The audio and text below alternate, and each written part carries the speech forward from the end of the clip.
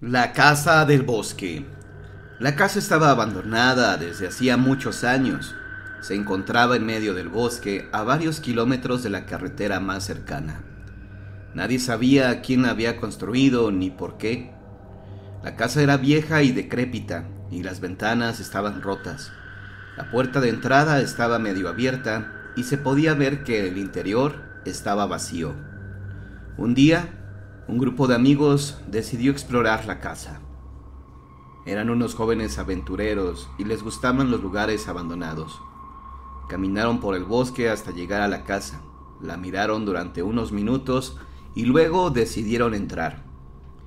El interior de la casa estaba oscuro y polvoriento.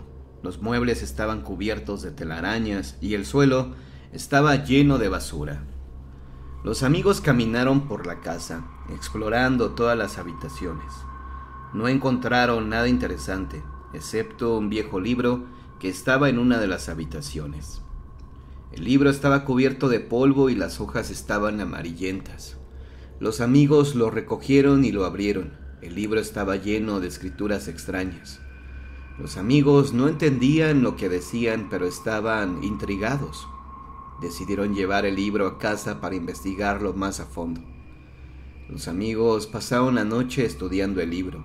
No pudieron entender lo que decían las escrituras, pero estaban seguros de que era de algún tipo de lenguaje antiguo. Decidieron llevar el libro a la biblioteca para ver si alguien podía ayudarles a traducirlo. El bibliotecario miró el libro durante unos minutos y luego dijo: «Este es un libro muy antiguo, es un grimorio, un libro de hechizos». Los amigos se sorprendieron. No esperaban que el libro fuera un grimorio. El bibliotecario continuó: «Este libro es peligroso, no debes leerlo». Los amigos no hicieron caso al bibliotecario. Decidieron seguir leyendo el libro. A medida que leían, comenzaron a sentir una sensación de inquietud. Tenían la sensación de que estaban siendo observados. Una noche, los amigos estaban leyendo el libro cuando oyeron un ruido. Se miraron y luego escucharon el ruido de nuevo. Sonaba como si alguien estuviera caminando por la casa. Los amigos se levantaron y se acercaron a la puerta. La abrieron y vieron una figura parada en el pasillo. La figura era alta y delgada y estaba vestida de negro. Tenía la cara cubierta por una capucha y no se podía ver su rostro. Los amigos gritaron y corrieron a la habitación de al lado. Cerraron la puerta y se atrancaron. Escucharon a la figura caminar por el pasillo y luego oyeron que se iba. Los amigos permanecieron encerrados en la habitación durante toda la noche. Al día siguiente llamaron a la policía. La policía vino a la casa, pero no encontraron nada. Dijeron que los amigos estaban imaginando cosas. Los amigos se mudaron de la casa, pero nunca olvidaron lo que vivieron aquella noche. Sabían que la figura era real y que era peligrosa.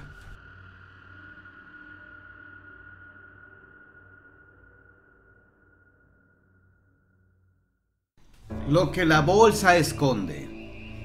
La casualidad había querido que a principios de 1887 conociera a un caballero recién regresado a Inglaterra tras prolongada estadía en el extranjero.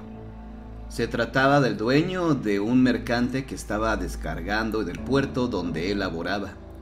Entre los tripulantes de ese barco revistaba un viejo conocido suyo, quien le comentó que su patrón necesitaba a un marino capacitado para oficiar de maquinista y timonel suplente en un corto recorrido hacia el paraje en el cual se haría la próxima colocación de mercancías.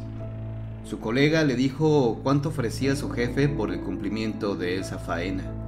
El monto resultaba más que atractivo y le persuadió a aceptar el convite. A raíz de ese episodio fue como se vinculó con aquel hombre, un corpulento exdiplomático de apellido Atkinson, a quien Campbell supo exhibir sus cualidades náuticas. Ya durante el inicial periplo para el cual se lo contratara, cobró una jugosa retribución, pero creyó que su relación laboral concluiría ahí. Para su sorpresa, en mayo de ese año, su antiguo camarada lo volvió a buscar. Aquel individuo era un bribón, y con tragos de vino mediante, se le sinceró. Su empleador en esta emergencia requería de alguien apto para navegar su barco en una travesía clandestina que zarparía desde Rainham. A cambio de su colaboración y silencio se le pagaría más dinero. No habría casi tripulación, solo viajarían el jefe, el hijo de este, un tal James Smith, él mismo y otro par de sujetos. Campbell pensó que se trataría de una incursión para contrabandear mercancías robadas y quizá también armas. Siguió creyendo eso luego de conducir el buque durante la noche hasta atracar en aquella minúscula ensenada.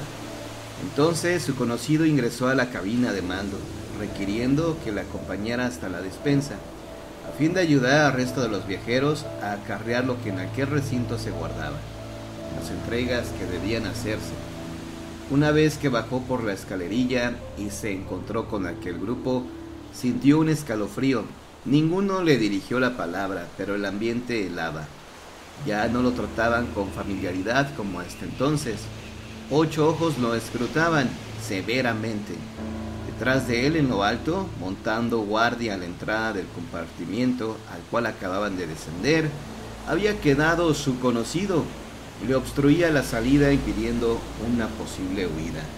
También éste lo observaba con frialdad y en su mano empuñaba una navaja. Abrió la boca para decirles que podían confiar en él, que no los iba a delatar, pero no lo dejaron hablar. ¡Callado!, le mandó el dueño del barco. Hizo un gesto y uno de los secuaces arrastró una de las bolsas de arpillera. Su abertura llevaba en torno una cuerda flojamente anudada. Se puso ese trasto a los pies del barquero.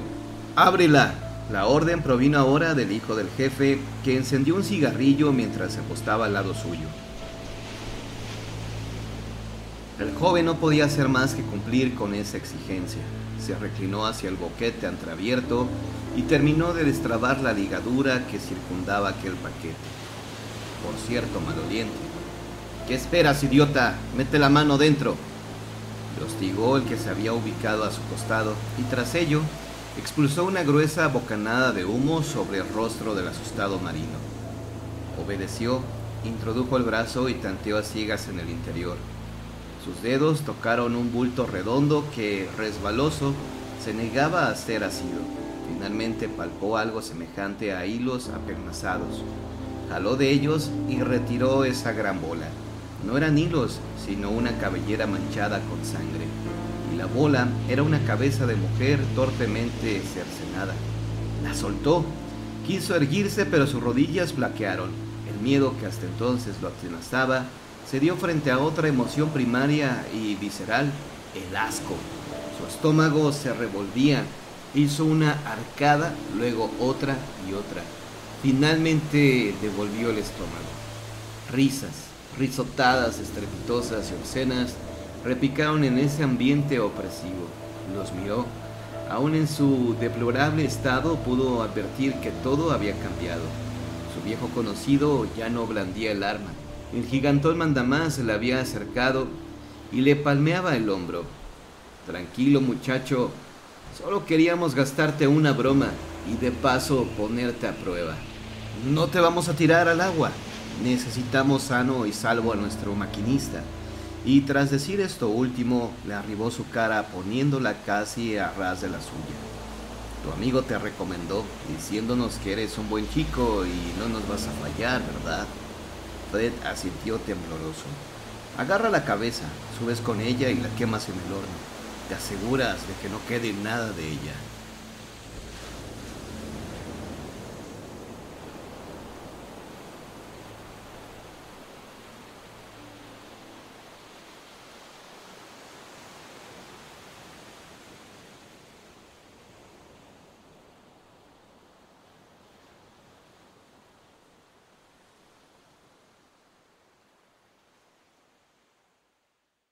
Los ermitaños. Durante el periodo colonial, en un pueblo de Hidalgo, se cuenta un suceso difícil de creer.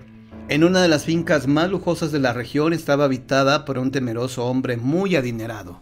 Vivía solo, no tenía esposa ni hijos, al parecer tampoco hermanos. ni parientes cercanos. Su vida la mantenía en secreto. Además de esta propiedad, era dueño de otras haciendas, por lo que la gente del pueblo acudía siempre a pedirle trabajo. Sin embargo, a pesar de poseer una gran fortuna, el pago que les daba a sus trabajadores era muy poco, y además de que tenían que soportar su mal carácter y sus malos tratos. Algunos de sus sirvientes vivían en el pueblo en condiciones muy precarias. Apenas les alcanzaba para comer, pero como no podían renunciar a su empleo, continuaban trabajando para el señor hostil. Un buen día se les ocurrió sacar gusanos de maguey para venderlos entre el resto de los habitantes. Para ello fue necesario pedir permiso al patrón, quien aceptó de mala gana. Semanas después, un lacayo fiel al hacendado le informó que los trabajadores usaban a los gusanos como mercancía y que ellos les dejaba algunas ganancias. Al escuchar esto, montó en cólera y prohibió rotundamente a sus empleados seguir extrayendo los gusanos, y amenazó con castigarlos de una manera tan severa que jamás en su vida volverían a trabajar, ni a realizar actividad alguna. Poco a poco se fueron creando rumores en torno a su persona, debido a que varios hombres desaparecieron misteriosamente de la región. Según cuentan, el hombre salía ocasionalmente a pasear por la plaza del pueblo.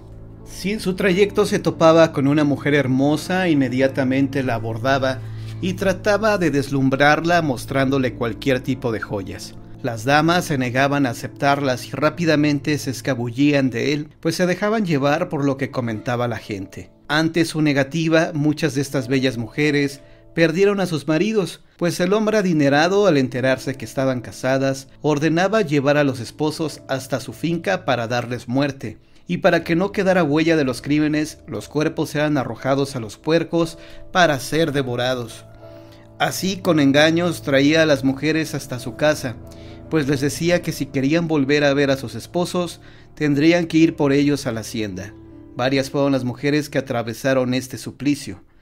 Tiempo después dejó de vérsele por las calles, y en la finca ya no se escuchaban sus gritos, ni propinaba sendos castigos a sus sirvientes. Cayó enfermo de una epidemia que azotaba la región, y murió a los pocos días. Sus más fieles lacayos los llevaron hasta el camposanto. Ahí oraron por su alma y lo sepultaron. Pero al día siguiente el ataúd amaneció en la puerta del panteón. Nadie se explicaba el misterioso suceso, que se repitió cada vez que intentaban enterrar el féretro, que volvía a aparecer en la entrada del panteón. Cansados de esta situación, los lacayos y trabajadores decidieron regalar su fortuna a aquel que se atreviera a llevar lejos el ataúd. Nadie en el pueblo se decidía a emprender el viaje con el muerto, pues todos le tenían cierto resentimiento debido a los malos tratos a los que habían sido sometidos. Sin embargo, unos ladrones que mantenían alarmados a los habitantes decidieron cargar con el cuerpo, pues se imaginaron todo lo que podían comprar con el dinero. Su avaricia fue tanta que ese mismo día partieron del camposanto en dirección al monte. Ya de noche, al estar velándolos, se escuchó un estruendoso ruido y de pronto se abrió una especie de túnel y la caja se deslizó por el túnel. Estos señores, por miedo de que algo pudiera pasarles, jamás regresaron. Se quedaron ahí hasta su muerte. Actualmente existen piedras que se parecen a la silueta de estos ladrones. Se les puede ver como si estuvieran cuidando el lugar. Desde entonces se conoce a este lugar como los ermitaños, por haberse mantenido en aquella ermita y por no haber podido disfrutar de todas aquellas riquezas. La maldición de Don Hernán. El contrabando era una actividad conocida en la época colonial, pues muchos hombres se dedicaban a ella obteniendo jugosas ganancias. Hubo quien, a pesar de vivir en medio de lujos, aún deseaba más.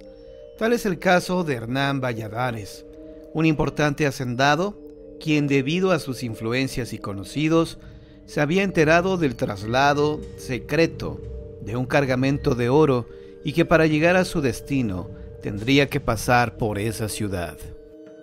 Precisamente se buscaba alejar a los bandidos y por ello la operación había sido disfrazada. Sin embargo, el hacendado tenía conocimiento de la hora y la ruta que tomaría el carruaje, así que decidió contratar a una banda de criminales para que perpetrara el asalto.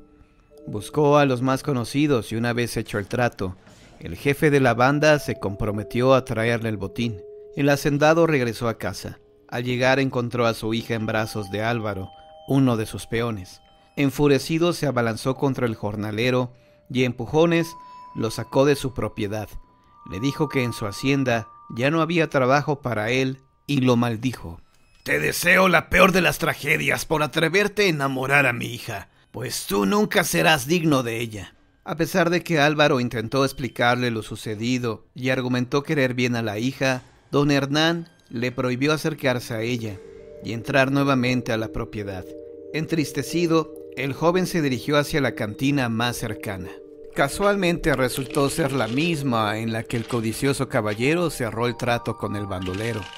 Un par de hombres que también bebían en la cantina invitaron a Álvaro a sentarse con ellos, pues lo miraron decaído y sumamente deprimido.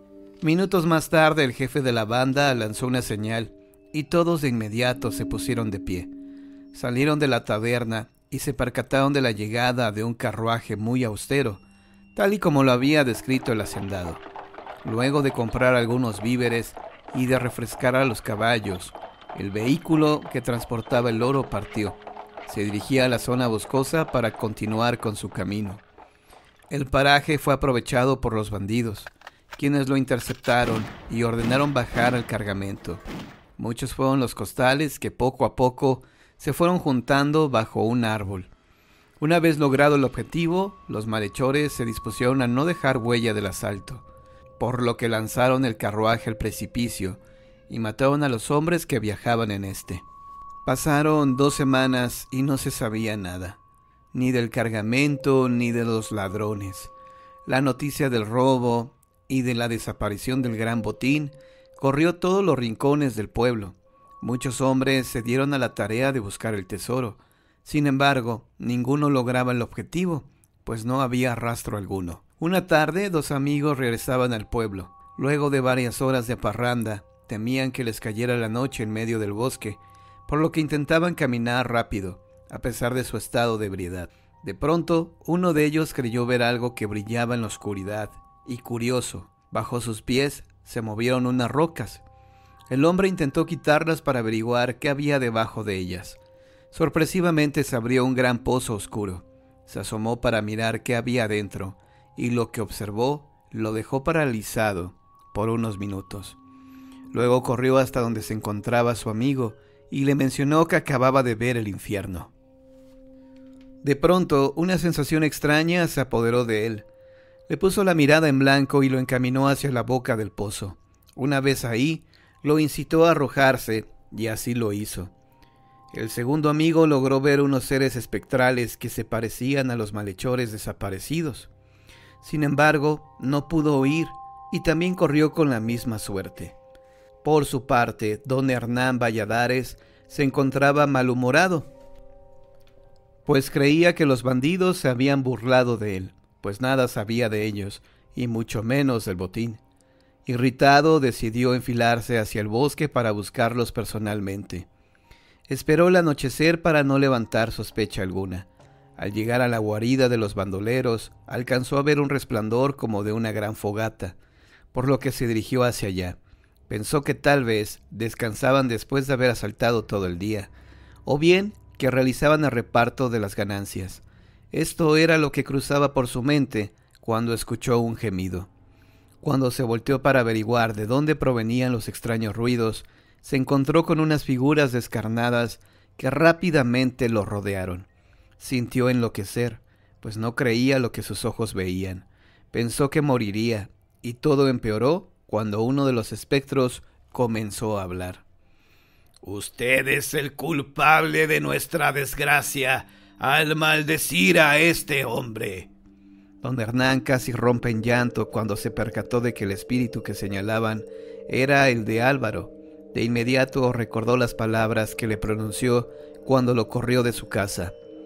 «Te deseo lo peor de las tragedias por atreverte a enamorar a mi hija, pues tú nunca serás digno de ella».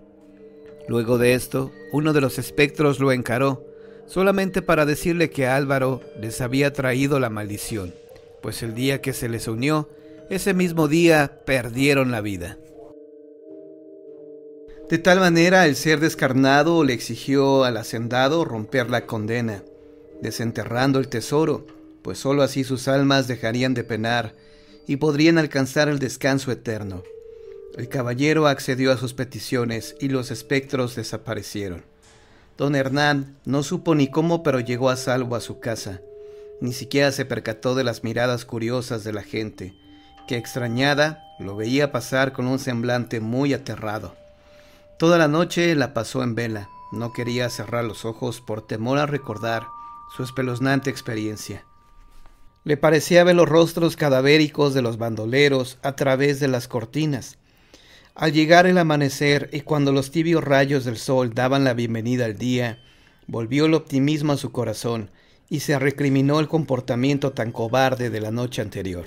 La avaricia nuevamente se hizo presente y por la mente de don Hernán solo pasaba la idea de apoderarse del tesoro. Solo bastaron un par de horas para que se olvidara de las promesas hechas a los espectros. «Debo ir por el oro. Tiene que ser todo para mí», se dijo. «Al fin que ellos ya están muertos». Se encaminó hasta el paraje donde había encontrado a los espíritus la noche anterior.